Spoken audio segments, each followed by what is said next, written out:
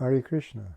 Vanchakalpatarubhyascha kripasindhubhyevacha patitanam pavanebhyo vaishnavebhyo namo namaha. Welcome to our continued reading of Krishna, the Supreme Personality of Godhead. Today we are on chapter 15, the killing of Dhenukasura. First we'll sing the song from Chaitanya Charitamrita to Krishna book. Appropriately, it goes like this.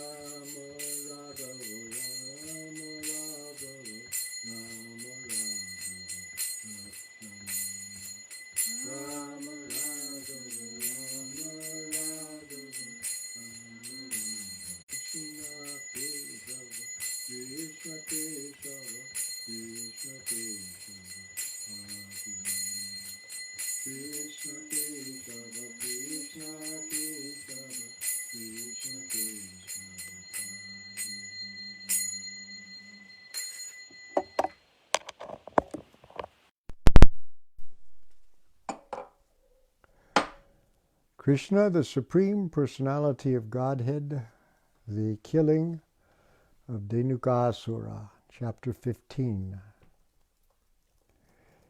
In this way, Sri Krishna, along with his elder brother, Balaram, passed the childhood age known as Kaumara, from the 6th year up to the 10th. At that time, all the cowherdmen conferred and agreed to give those boys who had passed their 5th year charge of the cows in the pasturing ground. Before they just the calves, so now they've graduated to cows. Given charge of the cows, Krishna and Balaram traversed Vrindavana, purifying the land with their lotus footprints. Accompanied by the cowherd boys and Balaram, Krishna brought forward the cows and played on his flute as he entered the forest full of flowers, vegetation, and pasturing grass. The Vrindavan forest was as sanctified as the clear mind of a devotee, and was full of bees, flowers, and fruits. There were chirping birds and clear water lakes, with waters that could relieve one of all fatigue. Sweet-smelling breezes blew always, refreshing the mind and body. Krishna, with his friends and Balaram, entered the forest, and seeing the favorable situation, desired to enjoy the atmosphere to the fullest extent. Krishna saw all the trees and fresh twigs bending down to touch the ground as if welcoming him by touching his lotus feet. He was very pleased with the behavior of the trees, fruits, and flowers, and he began to smile realizing their desires. Krishna then spoke to his elder brother Balaram as follows. My dear brother, you are superior to all of us, and your lotus feet are worshipped by the demigods. Just see how these trees, full with fruits and flowers, have bent down to worship your lotus feet. It appears that has obliged them to accept the form of trees. Actually, the trees born in the land of Vrindavan are not ordinary living entities. Having held the impersonal point of view in their past lives, they have been put into this stationary condition of life. But now, they have the opportunity of seeing you in Vrindavan, and they are praying for further advancement in spiritual life for your personal association. This is continuing the quotation mark, the quotation of Balaram. Generally, living entities, but they eradicate it by taking full advantage of your presence. So here the trees are impersonalist, but because of something they can at least have some association. I think the drones that are buzzing all around you must have been your devotees in their past lives. They cannot leave your company because no one can be a better, more affectionate master than you. You are the supreme and original personality of Godhead, and the drones are by chanting at every moment. I think some of them must be great sages, devotees of your lordship, and they are disguising themselves in the form of drones because they are unable to give up your company even for a moment. My dear brother, you are the supreme worshipable Godhead. Just see how the peacocks are dancing before you in great ecstasy. The deer, whose behavior is just like that of the gopis, are welcoming you with the same affection. And the cuckoos who are residing in this forest are welcoming you with their joyful, sweet cries, because they consider it is so auspicious. Even though they are trees and animals, these residents of Vrindavan are glorifying you. They are prepared to welcome you to the best of their ability, as is the practice of great souls in receiving another great soul at home. As for the land, it is so pious and fortunate because the footprints of your lotus feet are marking its body. It is quite natural for these Vrindavan inhabitants to thus receive a great personality like you, the herbs, lotus feet. And by your touching the twigs with your fingernails, these small plants are also made glorious.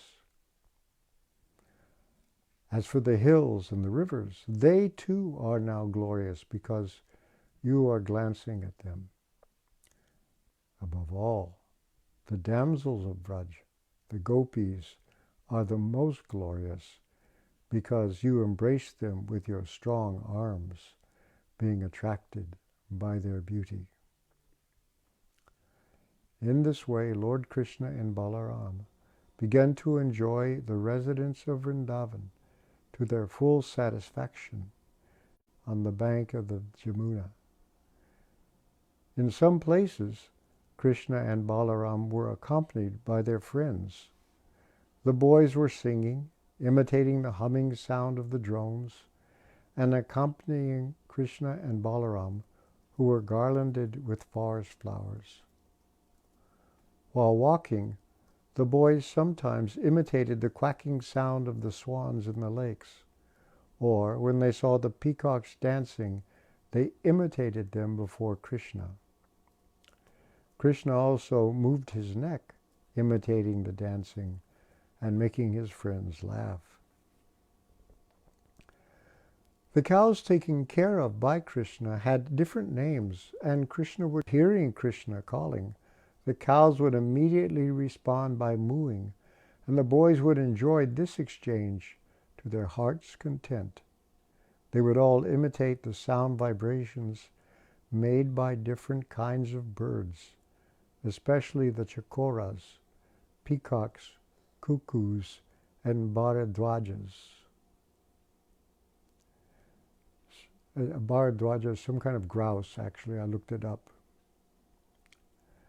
Sometimes when they would see the weaker animals fleeing out of fear of the sounds of tigers and lions, the boys, along with Krishna and Balaram, would imitate the animals and run away with them. They would sit down, and Balaram would put his head on the lap of one of the boys just to take rest, and Krishna would immediately come and massage the legs of Balaram. And sometimes Krishna would take a palm fan and fan the body of Balaram, causing a pleasing breeze to relieve him of his fatigue. Other boys would sometimes dance or sing while Balaram took rest, and sometimes they would wrestle amongst themselves or jump. When the boys were thus engaged, Krishna would immediately join them, and catching their hands, he would enjoy their company and laugh and pray. When Krishna would feel tired and fatigued, he would sometimes take shelter of the root of a big tree or the lap of a cowherd boy and lie down. When he would lie down with a boy or a root as his pillow, some of the boys would come and massage his legs, and some would fan his body with a fan made from leaves. Some of the more talented boys would sing in a very like a village boy. But despite his appearing just like a village boy, there were occasions when he proved himself to be the Supreme Personality of Godhead. Sometimes men pose themselves as the Supreme Personality of Godhead and cheat innocent people, but they can only cheat. They cannot exhibit the potency of God. While Krishna was thus engaged in his transcendental pastimes, exhibiting his internal potency in the company of the supermost fortunate cowherd boys, there occurred another chance for him to exhibit the superhuman powers of Godhead. His most intimate friends, Sridhama, Subala, and Stoka Krishna, addressed Krishna and Balaram with great love and affection thus: "Dear Balaram, you are very powerful. Your arms are very strong. Dear Krishna, you are very expert in killing all kinds of disturbing demons. Will you kindly note that just near this place there is a big forest of the name Talavan. This forest is full of palm trees, and all the trees are filled with fruits. Some have fallen down, and some of them are very ripe, even in the trees. These are the tall palms is the palmyra palm. They have a fan. Their leaves come out in a fan shape.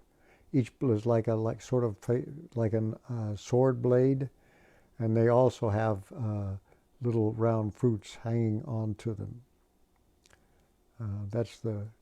You see palmyra palms mostly in Los Angeles and warm places like that.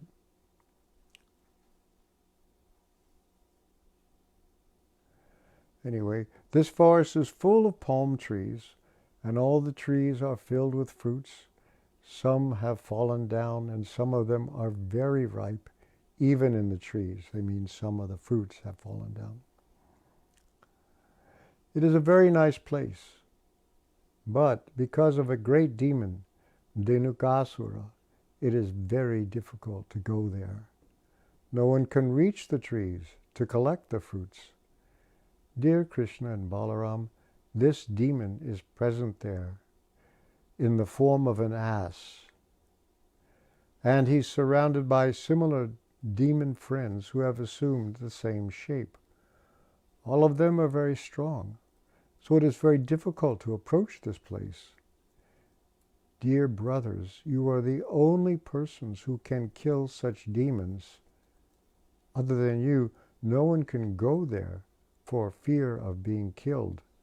Not even animals go there, and no birds are living there. They have all left. One can only appreciate the sweet aroma that is coming from that place. It appears that up until now, no one has tasted the sweet fruit there, either on the tree or on the ground. Dear Krishna, to tell you frankly, we are very attracted by the sweet aroma. Dear Balaram, if you like, let us all go there and enjoy these fruits. The aroma of the fruits is now spread everywhere. Don't you smell it from here? When Balaram and Krishna were thus petitioned by their intimate friends, they were inclined to please them, and with smiling faces they proceeded toward the forest, surrounded by all their friends. Immediately upon entering the Talavan, Balaram began to yank the trees with his arms, exhibiting the strength of an elephant. Because of this jerking, all the ripe fruits fell down on the ground. Upon hearing the sound of the falling fruits, the demon Dhenukasura, who was living there in the form of an ass, approached with great force, shaking the whole field so that all the trees moved as if there were an earthquake. The demon appeared before Balaram and kicked his chest with his hind legs. At first, Balaram did not say anything, but with greater anger, the demon kicked him again, more vehemently. This time, Balaram caught hold of the legs of the ass with one hand, and wheeling him around, threw him into the treetops. While he was being wheeled around by Balaram, the demon lost his life. Balaram threw the demon into the biggest palm tree about, and the demon's body was so heavy that the palm tree fell upon other trees and several fell down. It appeared as if a great hurricane were passing through the forest, and all the trees were falling down one after another. This exhibition of extraordinary strength is not astonishing, because Balaram is the personality of Godhead known as Ananta Shesha Naga, who is holding all the planets on the hoods of his millions of heads. He maintains the whole cosmic manifestation exactly as horizontal and vertical threads hold the weaving of a cloth. Prabhupada somewhere said Balaram is the force of gravity, or the force of gravity is Balaram. After the demon had been thrown into the trees, all the friends and associates of Dhenukasura immediately assembled and attacked Balaram and Krishna with great force. They were determined to retaliate and avenge the death of their friend. But Krishna and Balaram caught each of the asses by the hind legs and exactly in the same way wheeled them around. Thus they killed all of them and threw them into the palm trees. Because of the dead bodies of the asses, there was a panoramic scene. It appeared as if clouds of various colors were assembled at the trees. Hearing of this great incident, the demigods from the higher planets showered flowers on Krishna and Balaram and beat their drums and offered devotional prayers.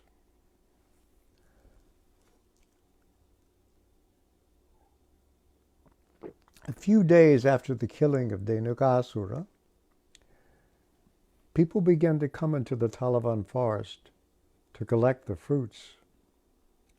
Remember, nobody could go there, so now's a chance to collect the fruits, and animals began to return without fear to feed on the nice grasses growing there.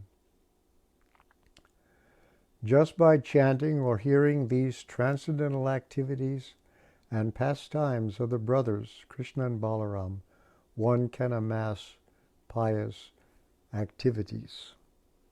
So we can be happy for that. We're amassing pious activities. When Krishna and Balaram entered the village of Vrindavan, along with their friends, they played their flutes, and the boys praised their uncommon activities in the forest. Their faces were decorated with tilak and smeared with the dust raised by the cows, and Krishna's head was decorated with a peacock feather. Both he and Balaram played their flutes, and the young gopis were joyous to see Krishna returning home. All the gopis in Vrindavan remained very morose on account of Krishna's absence. All day they were thinking of Krishna in the forest, or of him herding cows in the pasture. When they saw Krishna returning, all their anxieties were immediately relieved, and they began to look at his face in the way drones hover over the honey of the lotus flower. When Krishna entered the village, the young gopis smiled and laughed.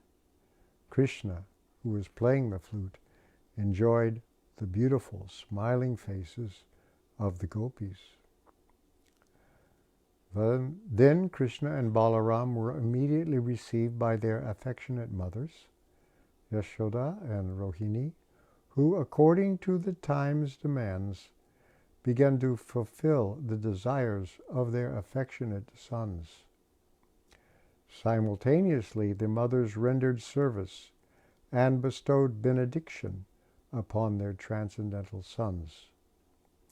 They took care of their children by bathing them and dressing them very nicely. Krishna was dressed in yellowish garments, and Balaram was dressed in bluish garments, and they were given all sorts of ornaments and flower garlands. Being relieved of the fatigue of their day's work in the pasturing ground, they looked refreshed and very beautiful. They were given palatable dishes by their mothers, and they pleasantly ate everything. After eating, they were seated nicely on clean bedding, and the mothers began to sing various songs of their activities. As soon as they lay down on the bedding, they very quickly fell fast asleep. In this way, Krishna and Balaram used to enjoy Vrindavan life as cowherd boys. Sometimes Krishna used to go with his boyfriends and Balaram, and sometimes he used to go alone with his friends to the bank of the Jamuna and tend the cows. Gradually, the summer season arrived, and one day, while in the field, the boys and cows became very thirsty and began to drink the water of the Jamuna. The river, however, had been made poisonous by the venom of the great serpent known as Kaliya.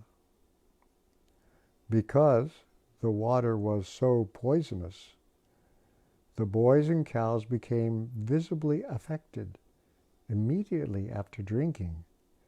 They suddenly fell down on the ground, apparently dead. Then Krishna, who is the life of all that lives, simply cast his merciful glance over them, and all the boys and cows regained consciousness and began to look at one another with great astonishment. They could understand that by drinking the water of the Jamuna, they had died, and that the merciful glance of Krishna had restored their lives. Thus they appreciated the mystic power of Krishna, who is known as Yogeshwara, the master of all mystic yogis. Thus in the Bhaktivedanta purport of the 15th chapter of Krishna, the killing of Dhenukasura. So we'll end there today. You can look forward to the really exciting chapter 16, Subduing Kaliya.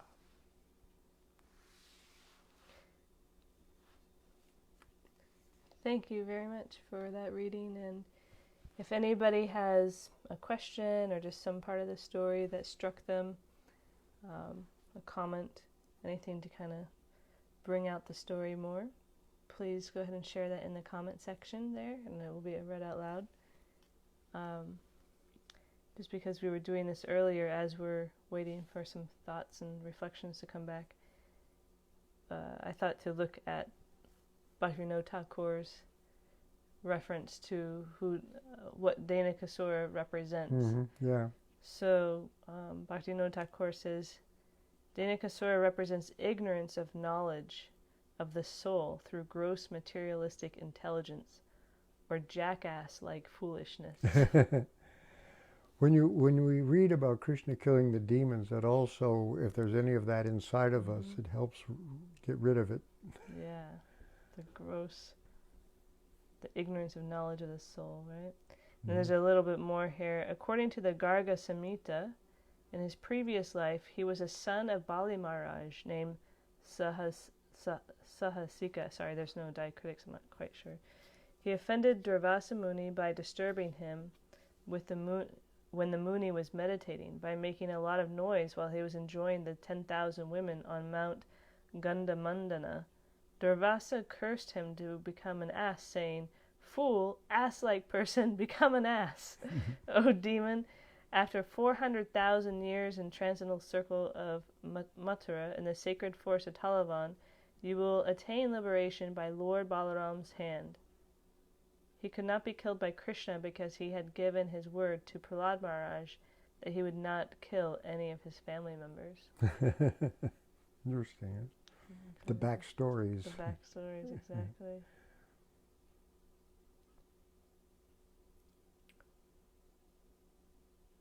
Okay, I'm not seeing any comments or anything here, so quiet evening on that account. Okay. Then we'll pick up chapter 16 next week. We have some water fights with Kali and Naga.